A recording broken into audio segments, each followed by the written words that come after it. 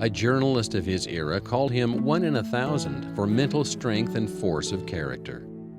Wilford Woodruff praised him for being willing to lay down his life for the cause of Zion. Joseph Smith Sr. predicted that he would become great upon the earth, like unto Elijah.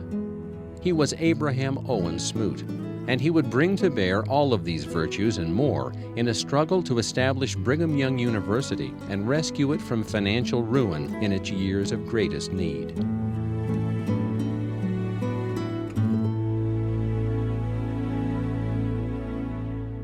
His life began in 1815 in Franklin County, Kentucky. Known as Owen to his family, he was a sickly child and suffered so critically from lung disease that burial clothes were sewn for him at age 9. Miraculously, he survived, but was still in frail health at age 20 when he was converted to the gospel. So after his baptism, Elder David Patton blessed Owen and promised that he would be healed. His condition improved, Owen said, almost immediately. By the following February, Wilford Woodruff had ordained him an elder and had become his first missionary companion. Over the next 5 years, Owen would serve 3 missions and, at the request of Joseph Smith, lead a company of 200 from the southern states to far west Missouri. Eventually, he would be called home to help direct the prophet Joseph's presidential campaign. Joining some of the first saints to set out for Salt Lake, Owen arrived there with his family in September of 1847. But upon arrival, his wife Margaret was not impressed. "The valley is a barren waste of a country," she complained, "with nothing but sagebrush and a few straggling cottonwood trees." Pioneer life could be similarly bleak. In many households, supper consisted of one small corn cake. Each family member got a single piece. Afterward, if still hungry, they foraged outside for roots or greens. Despite hardships, Owen and his family found increasing prosperity on the frontier. They built a home and a farm. Owen was set apart as bishop of the 15th Ward. Then, after being called on yet another mission in 1851, he was summoned home from England almost immediately. Franklin D. Richards was in need of an administrator to supervise companies traveling west under the Perpetual Immigration Fund. "I determined to call the best financial talent at my command," Richards explained, and Owen was both faithful and gifted as a financier.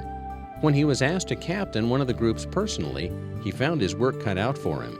His immigrants were such novices that he discovered one brother trying to saw off the long horns of a Texas steer to get the yoke over its head. Owen's good-natured handling of such incidents won the affection of his company, and it became known as the most well-ordered group on the trail. Returning to Salt Lake, Owen was appointed mayor in 1856, and he would occupy the office for 9 years. His family settled into the community. Life was comfortable. But a call from President Young was about to send his life in yet another direction. 45 miles to the south, the frontier town of Provo was suffering from an abundance of social ills, from gambling and vagrancy to liquor consumption. Determined to address these problems, Brigham Young called Owen to the task. "There are 3 places all on a par," he said. "One is as good as the other. They are Provo, Hell, or Texas. You can take your choice." Owen countered that he would rather go to Hell than Provo. Nevertheless, he arrived there with his family in 1868. Serving as bishop, stake president, and mayor, Owen built factories, founded financial institutions, and constructed the Provo Tabernacle. The town had a new life. But Brigham Young envisioned even more for Provo. Although the church prized education, it was financially out of reach for most LDS families. "Brother Smoot," Brigham directed, "I desire you to turn your influence and energies to the building up of an academy, and the Lord will prosper you." Owen embraced the challenge, and in 1876, Brigham Young Academy formally opened. Even so, its initial home, the Lewis Building, was just barely adequate and hopelessly run down. As president of the Board of Trustees, Owen quietly donated hundreds of dollars to fund a renovation. Years passed, and the school thrived.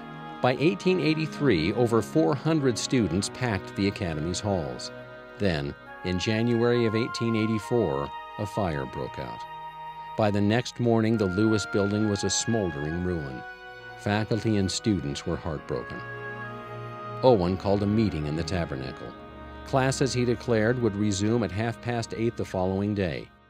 They would be held at the bank, the basement of the meeting house, in Owen's own drugstore, anywhere space could be found. The plan worked. Only one day of instruction was lost.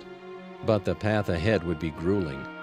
The school found a provisional home in a downtown warehouse, but the real home it needed was nowhere to be found. The academy languished. Every year, Owen begged the brethren for construction funds, but the church was in financial straits of its own. Although a substantial debt relating to the Lewis building had already fallen on Owen, he finally mortgaged his home and farm to help secure tens of thousands of dollars in additional loans to start construction on a new academy.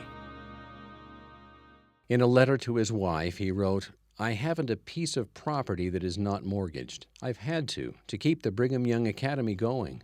I would sooner lose all than fail at fulfilling this responsibility. I love that school." Finally, in 1891, construction was completed. The academy was hailed as one of the largest buildings yet constructed in the Mountain West. At the dedication, church president Joseph F. Smith declared, "When the roll of honor is read of the names who have made this academy what it is today, second only to the illustrious name of its founder, Brigham Young, will stand the name and fame of Abraham Owen Smoot." Owen would continue to advocate for the academy till his death in 1895.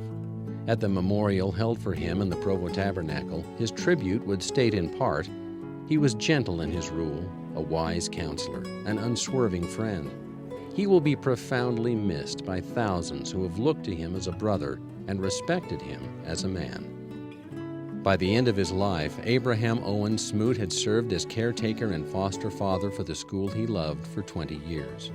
The part he played as a defender of the academy would impact the lives of hundreds of thousands of future students and would forever leave his mark on the history of Brigham Young University.